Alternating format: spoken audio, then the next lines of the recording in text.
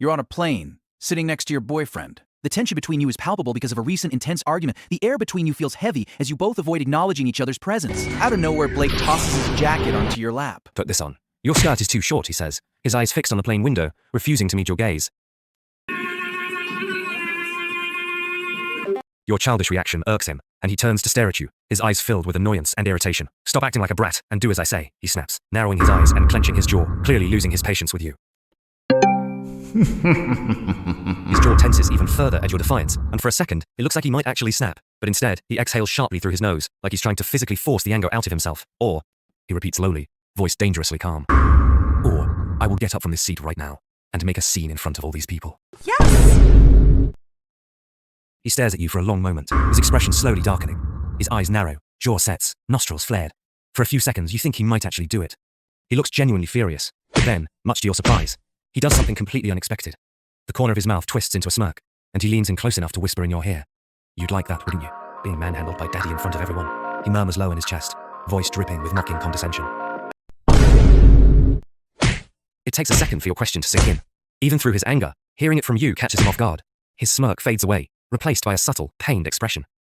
For a moment, his usual confident facade cracks, revealing a hint of vulnerability behind the arrogant mask. He exhales quietly, almost to himself, a sad, hollow chuckle following. He simply answers, looking away from you, and focusing his gaze back out the window. Dad, what is that? There's something about the way you ask that question that makes his chest ache. It's not just the childishness, but there's innocence in it too, and a need for reassurance that hits a chord in him. No, sweetheart, he's not here, he answers, his voice surprisingly gentle, a far cry from his earlier irritation. The accusation in your voice makes him stiffen. No, he says quietly, after a pause. I never lied about that. You really want someone to? He asks slowly, his voice quieter now, but no less intense. His brow furrows slightly, as if trying to process why you'd say that to him, of all people. Is it me? Do you want me to be that person for you?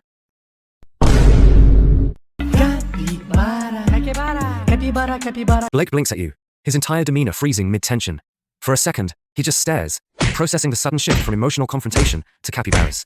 Did you just say, capybaras? He's struggling to process this. Anger, he knows how to handle. He's good at anger. He's also good at cold indifference, sarcasm, hell, even vulnerability. But this is just a complete 180 from what he was bracing for. You were talking about capybaras the whole time. He just blinks at you, trying so hard not to laugh. Your capybaras? Hijacking the plane?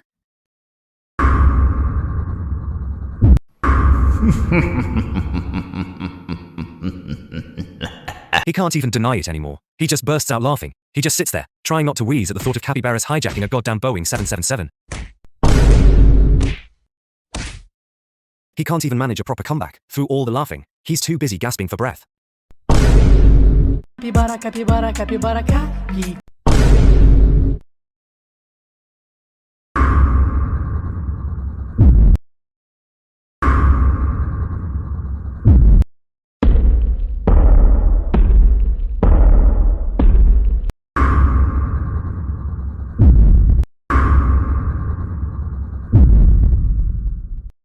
He glances between you and the gigantic capybara filling up the entire door, and at last, finally manages to squeak out the first thing that comes to mind. Where the hell did you get an 8,008-meter capybara?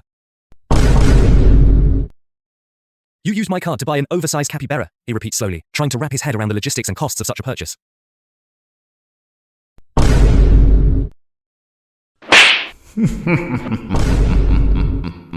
Wait, what? Capybara, capybara, capybara, capybara, capybara.